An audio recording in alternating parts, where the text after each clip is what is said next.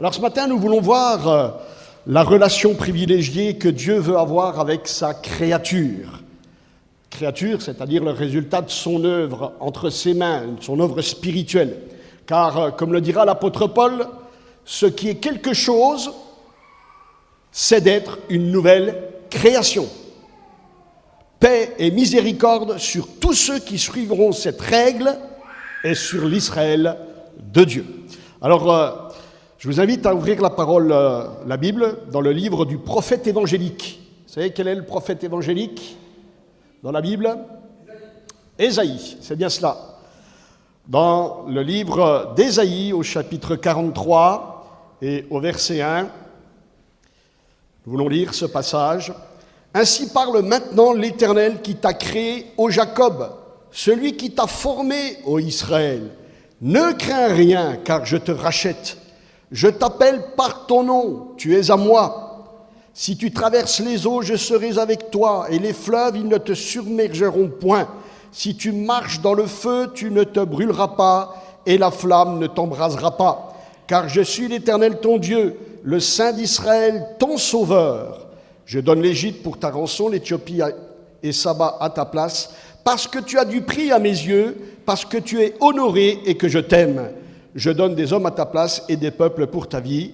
Ne crains rien, car je suis avec toi. Je ramènerai de l'Orient ta race et je te rassemblerai de l'Occident. Je dirai au septentrion, donne, et au midi, ne retiens pas. Fais venir mes fils des pays lointains et mes filles de l'extrémité de la terre, tous ceux qui s'appellent de mon nom, que j'ai créé pour ma gloire et que j'ai formé et que j'ai fait. Amen. Alors bien sûr, ce passage s'inscrit dans un contexte particulier concernant le plan de salut du peuple d'Israël. On l'entend bien ici, un jour, dans les temps à venir, Dieu rappellera son peuple dans son pays. Et puis, il nous parle du regard spécifique, de l'attention particulière que Dieu porte pour son peuple, pour l'amener à son salut. Parce que c'est ce que Dieu veut, pour nous comme pour le peuple d'Israël, c'est son salut, c'est notre salut. Amen. Mais derrière ces paroles, nous voulons également y voir l'attention que Dieu veut nous porter dans notre appartenance en tant qu'Israël de Dieu, comme on l'a lu tout à l'heure, et que nous le verrons, nous, son peuple, en Jésus-Christ. Nous souscrivons à ces paroles, nous donnons notre adhésion à ces paroles pour nous-mêmes dans la foi, quand nous les lisons. Quand il est dit « Je t'appelle par ton nom, tu es à moi. Si tu traverses les eaux, je serai avec toi. Les fleuves, ils ne te submergeront pas. Si tu marches dans le feu, tu ne brûleras pas. » On dit quoi? On dit Amen à cela. Amen, parce qu'on croit que ces paroles nous sont adressées également. Alléluia. Nous y voyons, ses soins, sa direction, sa protection dans nos vies. Alors Ésaïe est le prophète le plus évangélique des Écritures parce qu'il est celui qui nous parle le mieux de l'œuvre de Dieu à travers celui qui devait venir, c'est-à-dire Jésus-Christ, le Messie, Jésus. Amen. Alors lui, il voyait, il portait ses regards de foi à travers vers celui qui devait venir. Nous portons nos regards de foi vers celui qui est déjà venu accomplir l'œuvre de Dieu. Jésus, le Messie. Amen. Alléluia. Alors il est dit au verset 1, « Je t'appelle par ton nom, tu es à moi. » Je t'appelle par ton nom. Vous voyez, ça c'est une expression significative dans la culture biblique. Elle signifie une vérité importante pour Dieu. Le nom, on le sait, c'est quelque chose de très important, c'est pas seulement une mention faite dans l'état civil d'une personne, mais c'est l'essence même de la personne. Son identité profonde, une référence à sa personnalité. Et nous le voyons à travers les deux exemples qui nous sont donnés ici, ou le seul exemple qui nous est donné, celui de Jacob et d'Israël. Jacob, qui signifie supplanteur, trompeur. Vous voyez, à travers ce nom, il y a ce qui le caractérisait. Il est supplanteur dès le sein maternel. Puisque l'histoire nous dit qu'il est né en tenant le talon de son frère jumeau, et dès le sein maternel, il a voulu supplanter la place de son frère Ésaü, dont le nom signifie velu, et par ce geste, on lui donna le nom de Jacob, qui signifie saisir par le talon, supplanter, tromper, d'où le nom trompeur. Il l'est dès le sein maternel. Il porte par son nom la marque de ce qu'il est. Tout comme nous portons la marque du péché dès le sein maternel. La Bible nous dit que nous sommes pécheurs. Dans le psaume 58, verset 3, il est dit « Les méchants sont pervertis dès le sein maternel. Les menteurs s'égarent au sortir du ventre de leur mère. » Dans Romains, au chapitre 3, verset 9, l'apôtre Paul dit « Quoi donc, sommes-nous plus excellents ?» Nullement. Car nous l'avons déjà prouvé que tous juifs, grecs, et nous tous ici présents, sont sous l'empire du péché. Mais c'est pourquoi nous avions besoin, et nous avons besoin d'un sauveur pour notre âme. Et Jésus est venu pour nous délivrer de la puissance du péché. Amen. Trompeur. Jacob, il le sera une grande partie de sa vie.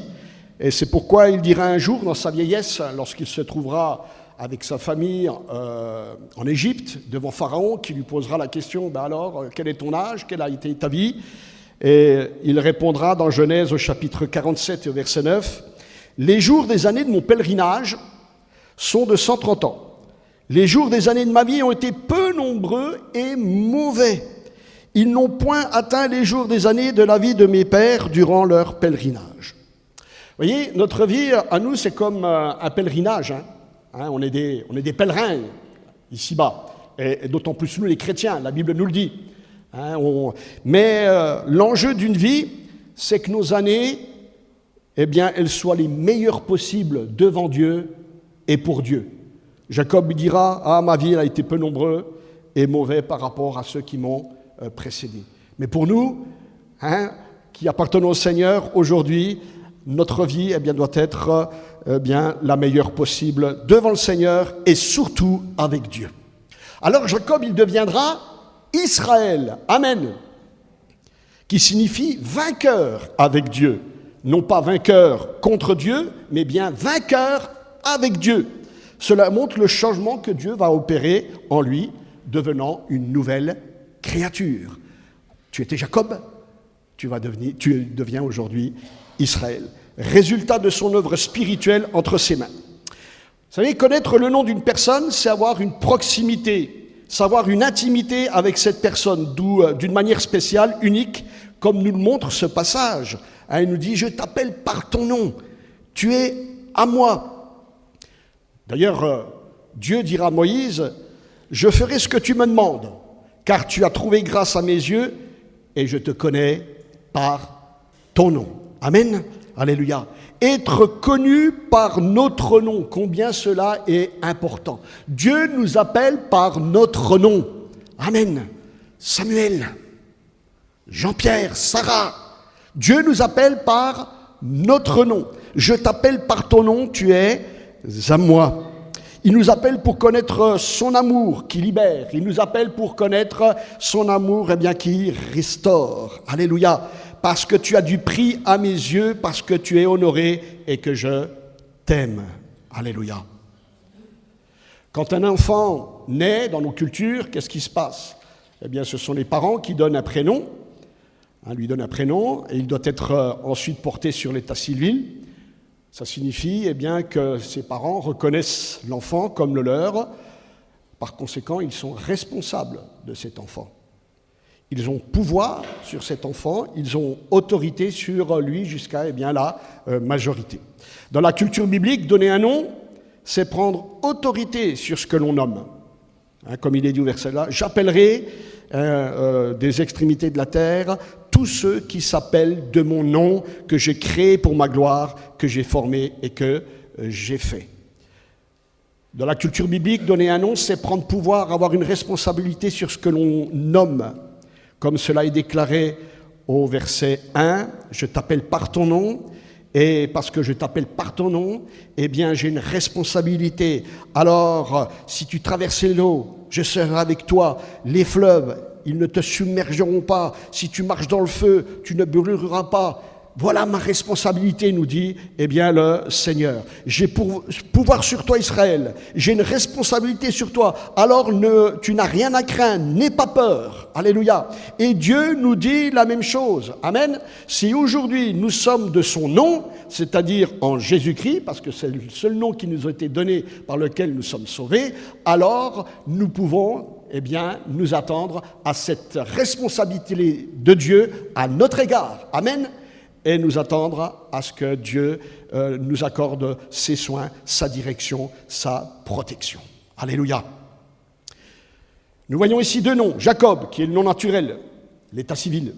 Et puis nous avons Israël, c'est le nom spirituel que Dieu donnera à un moment précis à Jacob comme signe de sa conversion.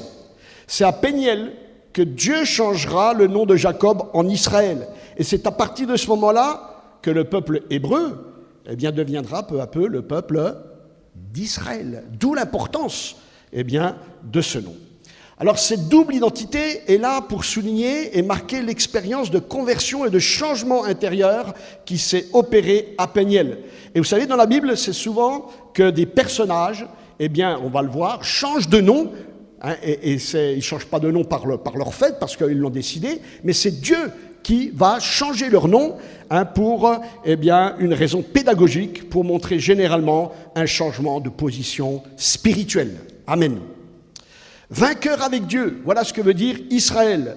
C'est le résultat d'une collaboration entre les deux, Dieu et Jacob, pour devenir Israël.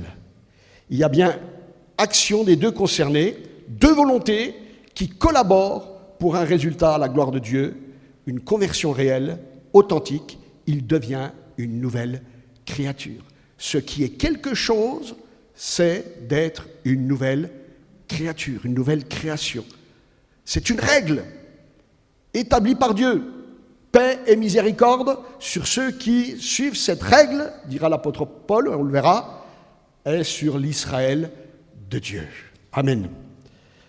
Il devient une nouvelle créature. On peut le voir dans Genèse au chapitre 32. Il nous est dit, Jacob demeura seul. Il va avoir un face-à-face avec Dieu. Vous savez, c'est quand on est seul que là, on peut avoir un face-à-face avec Dieu. Cœur à cœur, un face-à-face cœur à cœur. Et c'est là qu'il va se passer quelque chose. Alors il est dit, alors un homme lutta avec lui jusqu'au lever de l'aurore. Voyant qu'il ne pouvait le vaincre, cet homme le frappa à l'emboîture de la hanche. Et l'emboîture de la hanche de Jacob se démit pendant qu'il luttait avec lui. Il dit, laisse-moi aller, car l'aurore se lève. Et Jacob répondit, je ne te laisserai pas aller que tu ne m'aies béni. Est-ce que nous voulons être bénis du Seigneur?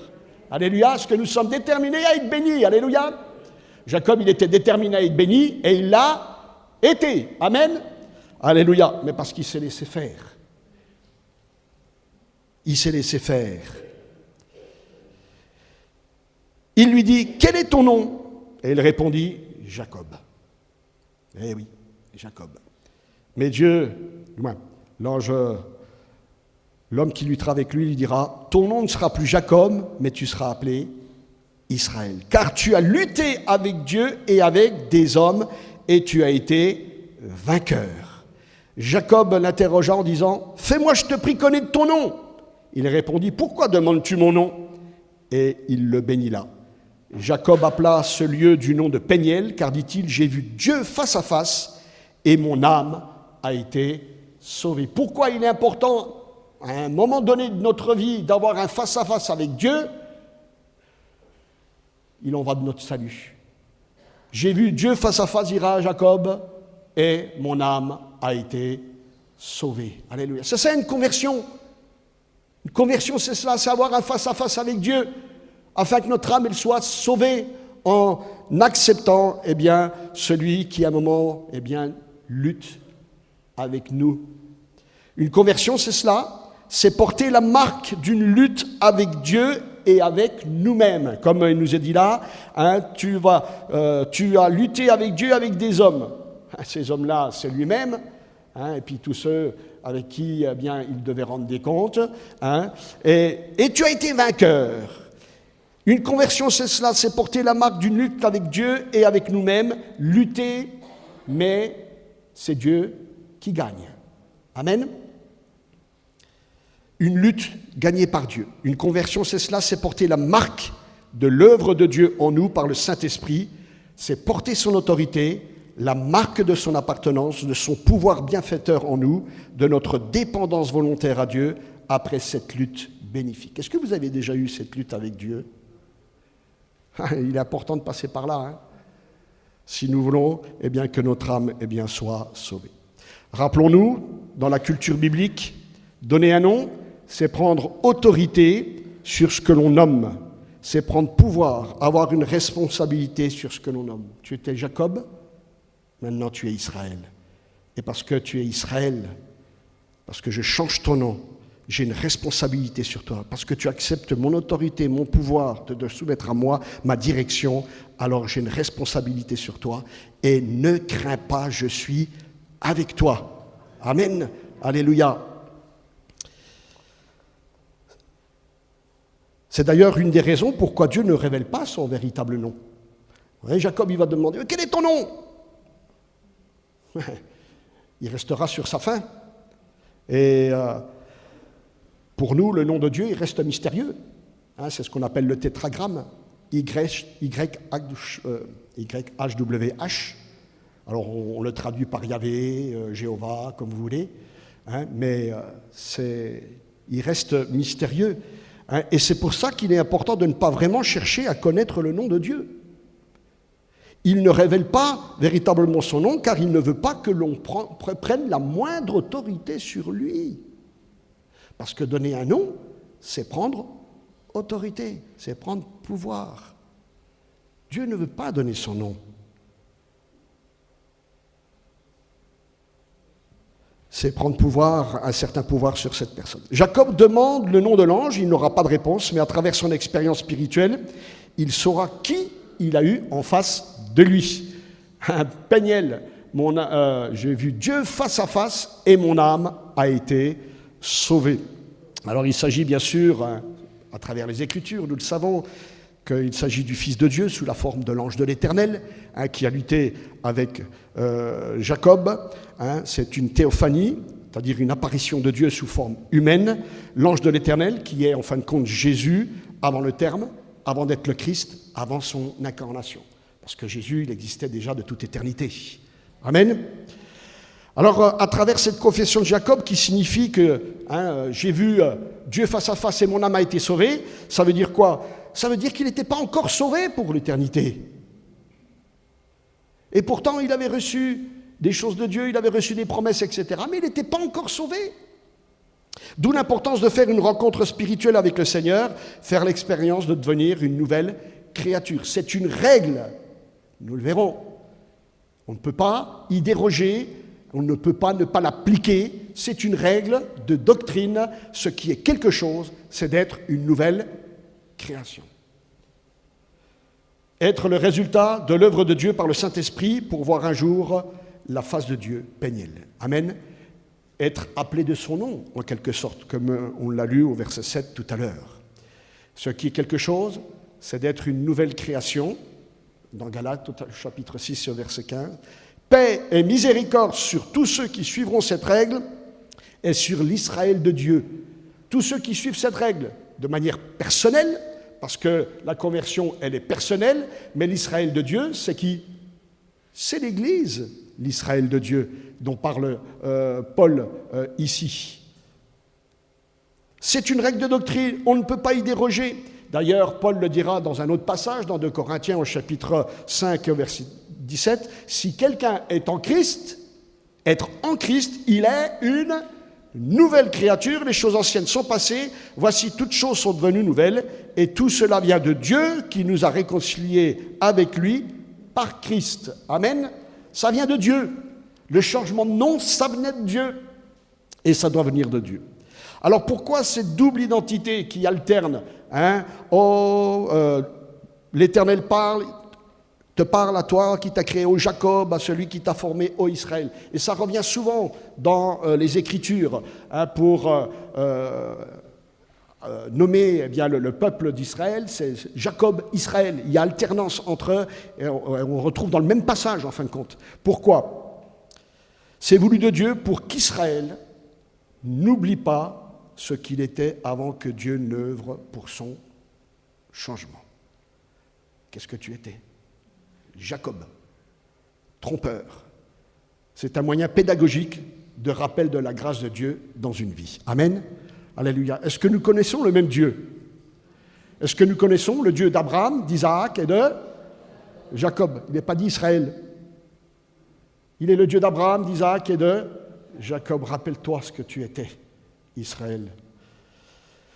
Et pour nous aussi, rappelons-nous ce que nous étions avant de devenir une nouvelle créature dans le Seigneur. Qu'est-ce qui nous caractérisait? Jacob, tu le portes en toi, tu es trompeur. Je le répète, dans la culture biblique, donner un nom, c'est prendre autorité sur ce que l'on nomme, c'est prendre pouvoir, avoir une responsabilité sur ce que l'on nomme.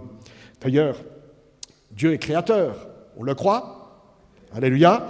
Ah, il va appeler la lumière jour. Il va appeler les ténèbres nuit. Il nomme les œuvres de ses mains. D'où le titre de mon message. Dieu nomme les œuvres de ses mains. Amen. Est-ce que nous le sommes l'œuvre de ses mains? Alléluia. C'est pour ça qu'il nous appelle par notre nom. C'est pour ça qu'il t'appelle par ton nom. Alléluia. Quand il va créer les eaux et le sec, l'amas des eaux, il va l'appeler ciel, et le sec, il va l'appeler terre. Cela signifie qu'il prend pouvoir, autorité sur les œuvres de ses mains. Il en est créateur, il en est le maître. Il prend donc des responsabilités vis-à-vis de ce qu'il a créé. Et il s'y tient, parce qu'il est responsable. Amen. Hein, si notre monde subsiste, il ne subsiste qu'en lui. Il ne subsiste qu'en Christ, parce qu'il est responsable de sa création. Alléluia. Dieu va créer l'homme, qu'il appellera Adam. Dieu est créateur, nous sommes le fruit de sa création, par conséquent une créature, et nous lui devons alors révérence, soumission, et en tout cas, nous devons lui rendre des comptes en tant que créature. Hein, l'Éternel Dieu forma l'homme de la poussière de la terre, yatsar, le verbe former, yatsar. Hein, il souffla dans ses narines un souffle de vie, et l'homme devint un être vivant. Yatsar, pourquoi c'est pas informé? Parce qu'il forme à partir de quelque chose d'existant. Et dans Ésaïe au chapitre 43 et au verset 1, il est dit « Ainsi parle maintenant l'Éternel qui t'a créé, ô Jacob », donc ici c'est le verbe « bara », c'est-à-dire créé à partir de rien. Alors, il a formé l'homme à partir de la poussière du sol, hein, donc à partir de quelque chose, mais nous avons été créés à l'image de Dieu, âme et esprit. Ça, à partir de rien, d'accord? À partir de du corps qu'il a créé à partir de la poussière du sol, il crée l'âme et l'esprit, c'est un souffle vivant. Et il dit dans Ésaïe au chapitre 43, verset 1, voilà, je t'ai créé, bara, à Jacob, celui qui t'a formé, yatsar, ô Israël, ne crains rien, car je te rachète, je t'appelle par ton nom, tu es à moi. Vous voyez, il le répète encore ici. Alléluia. Donc là, nous voyons que Dieu, il forme, c'est vrai, à partir de quelque chose d'existant. C'est quoi ici? C'est notre vie naturelle. C'est bien quelque chose d'existant, notre vie naturelle. Hein, je t'ai créé, ô Jacob, oui, en tant qu'homme, parce que pas ce que tu es, ça c'est ce que toi tu es devenu. Mais je te forme et je vais te former à partir de quelque chose d'existant, ta vie naturelle que je vais transformer.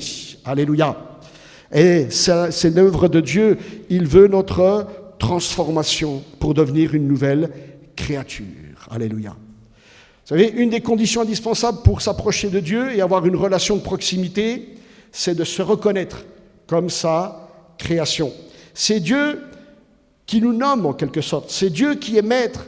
Nous reconnaissons ce qu'il est, son autorité. Nous l'acceptons comme maître et seigneur. Nous acceptons qu'il ait pouvoir sur nous, tout en respectant notre liberté. Hein? Malheureusement, à nos dépens des fois. Et à partir de là, il y a une responsabilité envers nous. Croyons-le, si nous devenons une nouvelle créature, si en quelque sorte Dieu nous nomme, change notre nom en quelque sorte, nous devenons une nouvelle créature, alors il a une responsabilité et nous pouvons alors nous attribuer les promesses que nous avons lues. Si tu traverses les eaux, je suis là. Si tu marches dans le feu, je suis là.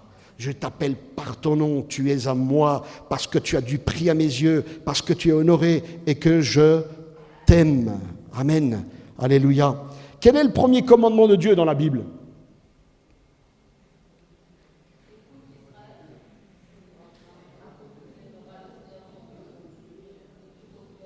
Ça, c'est le commandement de la loi, le premier commandement de la loi. Mais, premier commandement, souvent on dit, tu ne mangeras pas du fruit de l'arbre qui est au milieu du jardin, du fruit de la connaissance du mal. Ça, ce n'est pas le premier commandement. Le premier commandement de Dieu, c'est assujettis la terre. Eh oui. Et qu'est-ce que Dieu il a fait ? Dieu, qu'est-ce qu'il a fait ? Eh bien, il a amené tous les animaux vers Adam pour qu'il les nomme.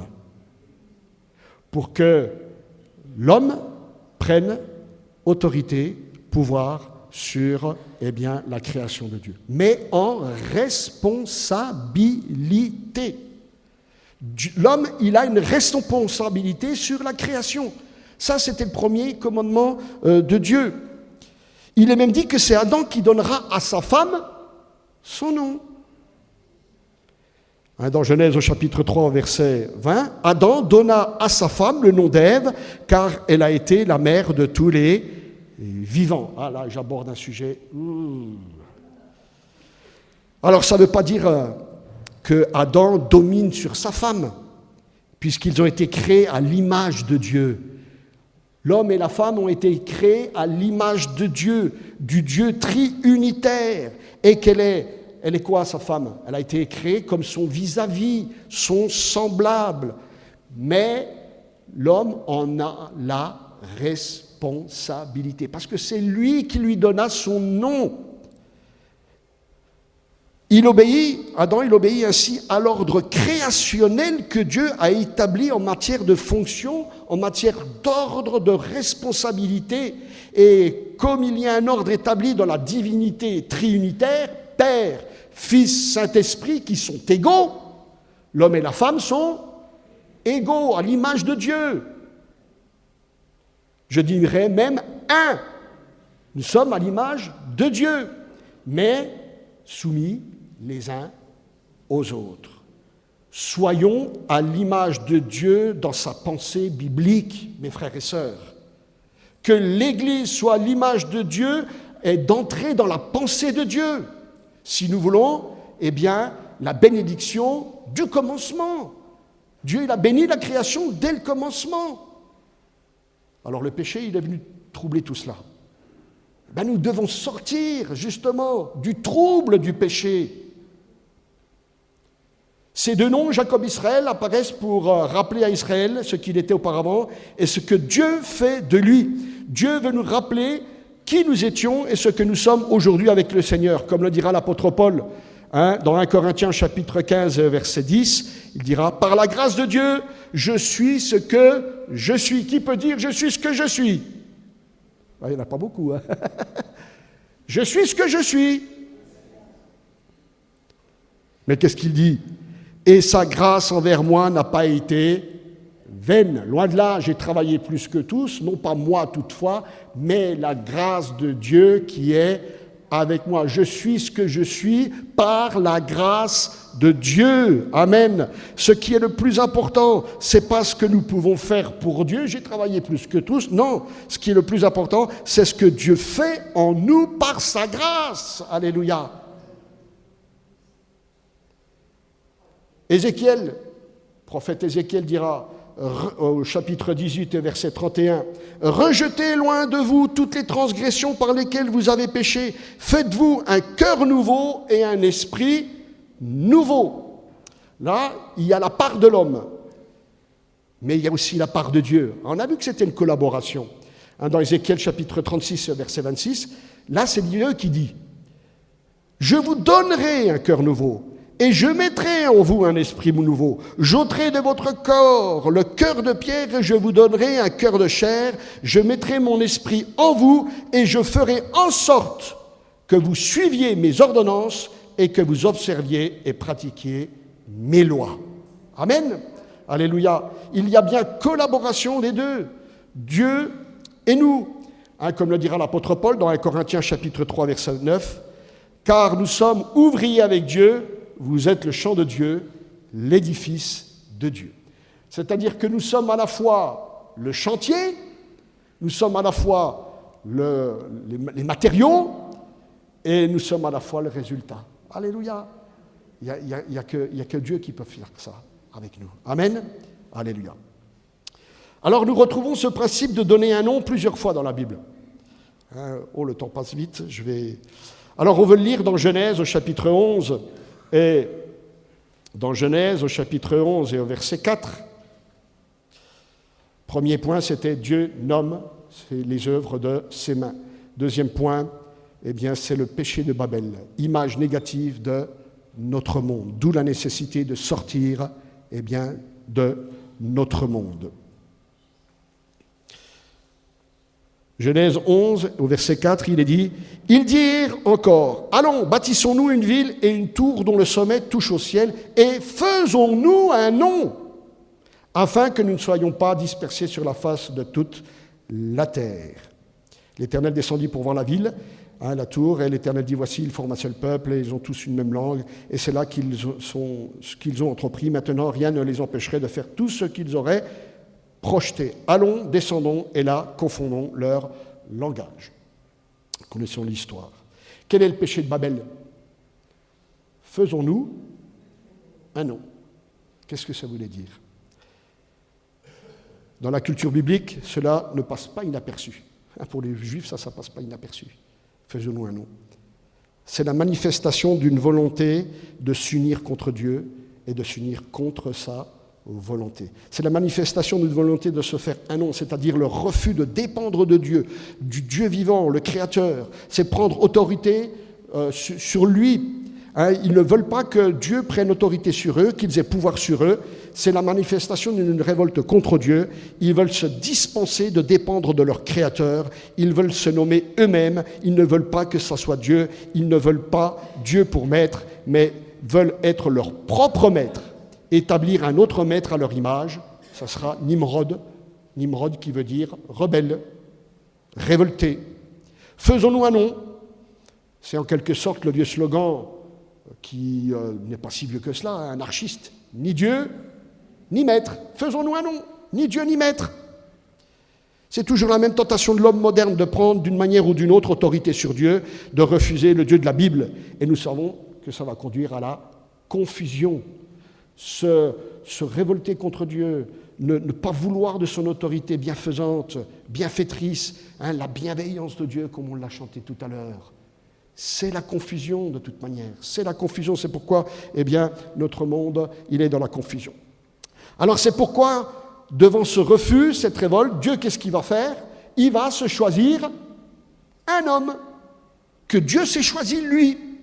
Et cet homme, c'est Abraham, qui deviendra Abraham. Dieu, il appelle Abraham, mais il va changer son nom en Abraham. Alléluia, comme il a changé le nom de Jacob en Israël. On le voit dans Genèse 17. « Voici mon alliance que je fais avec toi, tu deviendras père d'une multitude de nations. On ne t'appellera plus Abraham, mais ton nom sera Abraham, car je te rends père d'une multitude de nations. » Voilà, ça c'est l'homme que Dieu s'est choisi. Vous savez, souvent, nous, on croit qu'il y a une rupture entre le chapitre 11 de la Genèse et le chapitre 12 de la Genèse. Non, c'est une continuité. Vous voulez vous faire un nom, vous refusez mon autorité, vous autoproclamez, vous choisissez vous-même. Moi, je vais choisir un homme, et de cet homme, je me choisis un peuple. Et c'est de ce peuple-là, eh bien, que j'accomplirai mon plan. Amen. Alléluia. Abraham, c'est l'homme que Dieu s'est choisi. Dieu appelle Abraham, il lui demande de quitter le giron de Babel, parce qu'il était là-bas, lui. Il habitait Ur en Chaldée, c'est dans le giron de Babel. Et Dieu l'appelle dans un premier temps parce qu'il était perdu dans ses péchés. La Bible nous le dit dans Josué au chapitre 24, qu'il était idolâtre, Abraham, comme nous. Hein, il était dans le péché d'idolâtrie et puis dans d'autres péchés, mais Dieu l'appelle pour sauver son âme et pour faire de lui, accomplir son plan et faire de lui le plan de salut, accomplir son plan de salut. Dieu dira à Abraham, je ferai de toi une grande nation et je te bénirai, je rendrai ton nom grand et tu seras une source de bénédiction. Dieu appelle, puis il promet, puis c'est à nous de croire et d'obéir. Abraham obéit sans savoir où il allait. C'est cela la foi. Amen. Puisque la Bible nous dit que c'est par la foi qu'Abraham, lors de sa vocation, obéit et partit pour un lieu qu'il devait recevoir en héritage et qu'il partit sans savoir où il allait. Vous savez, la conduite de Dieu, c'est un petit peu comme ça. Où c'est que Dieu nous conduit? Il nous conduit par la foi.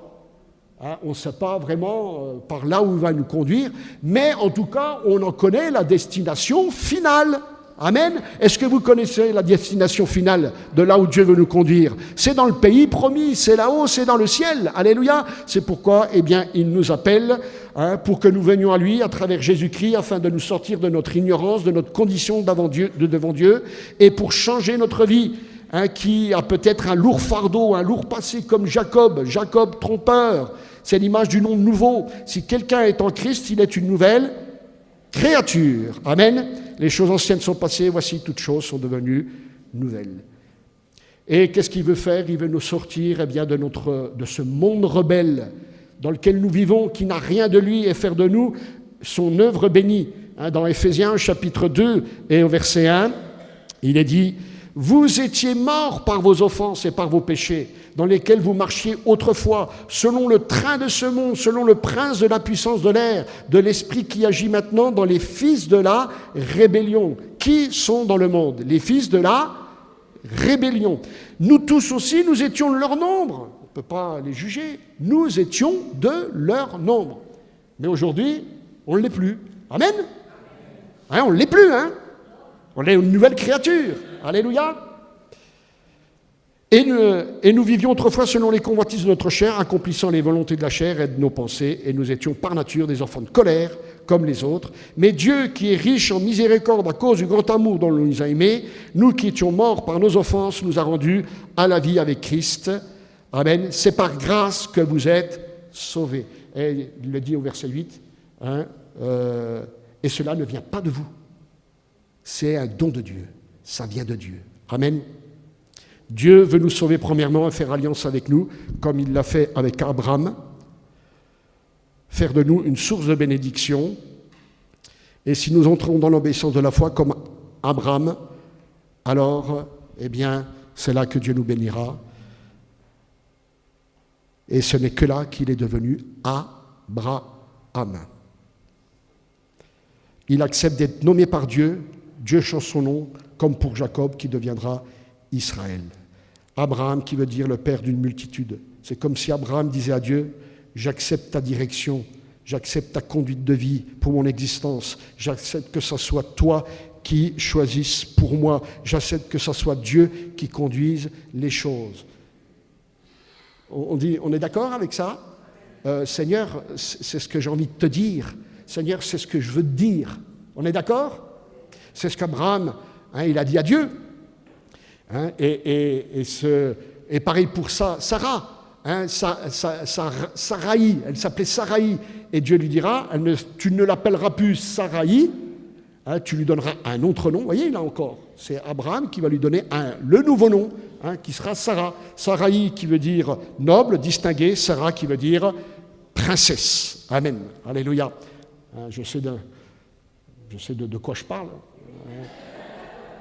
Voilà, ma femme s'appelle Sarah. C'est bien une princesse. Dieu dit à Abraham, tu ne donneras plus à Sarai ta femme le nom de Saraï, mais de Sarah. Et je la bénirai. Je donnerai un fils, je la bénirai, et voilà. Et puis, Abraham, voyez, pour vous dire, parce que rien de parfait dans le meilleur des mondes. Oui, Abraham devient Abraham, il dit cela, comme ce qu'on a dit, Seigneur, oui, je veux que tu me conduises. Et puis Dieu lui dit, qu'Ismaël vive devant ta face. Mais Dieu dit, mais non, moi c'est un fils qui viendra de toi et de Sarah que je veux bénir. Vous voyez, Abraham, et puis, qu'est-ce qui va se passer? Eh bien, les choses ne vont pas être simplifiées par Dieu. Il a fallu que Dieu, il gère les erreurs d'Abraham et de Sarah. Comme Dieu, bien souvent, qu'est-ce qu'il doit faire, au lieu qu'il nous conduise vraiment comme il le désire, comme ce qui est sorti de son cœur, il est obligé de gérer nos erreurs.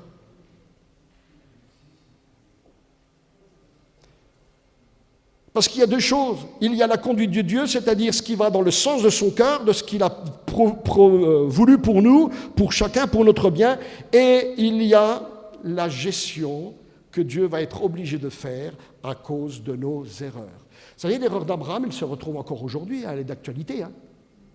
Ismaël, la guerre entre les Juifs et les Arabes. Qu'est-ce qui prime dans notre existence?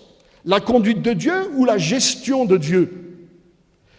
Il est dit dans Galates au chapitre 4 et au verset 22, « Car il est écrit qu'Abraham eut deux fils, une de la femme esclave et un de la femme libre, mais celui de la femme esclave naquit selon la chair, et celui de la femme libre naquit en vertu de la promesse. » Mais ce qui compte, c'est le résultat. Amen?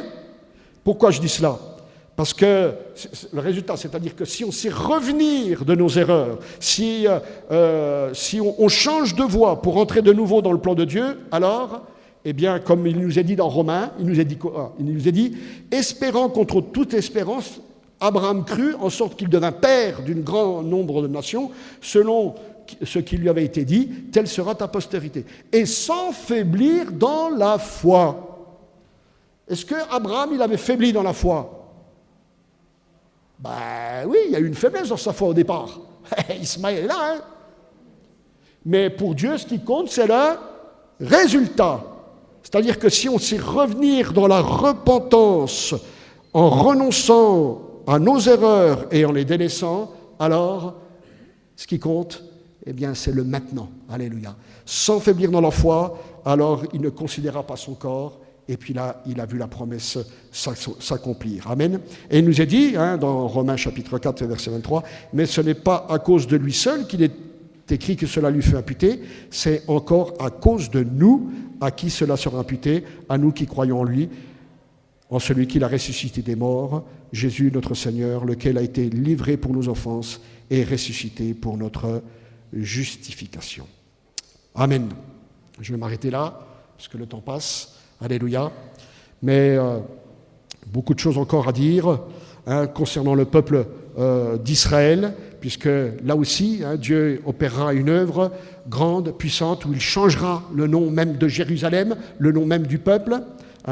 Mais je terminerai par ce passage dans l'Apocalypse au chapitre 2, au verset 17. « Que celui qui a des oreilles entende ce que l'Esprit dit aux églises, ce que l'Esprit dit à l'église de Carcassonne aujourd'hui.